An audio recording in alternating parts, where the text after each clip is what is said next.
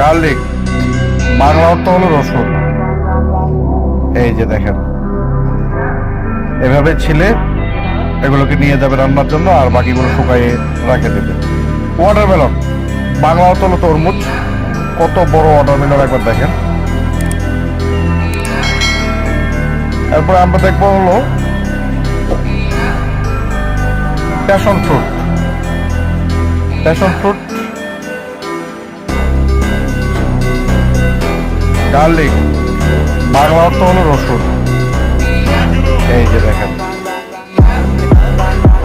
Sugar cane, আখ eco যে যে নামে ডাকে, কত লম্বা এবং কাসাভা। এই কাসাভা দিয়ে কিন্তু সাবু। অ্যাপেল, অ্যাপেল অর্থ আপেল। দেখেন আপেলগুলো লাল, অনেক রসালো।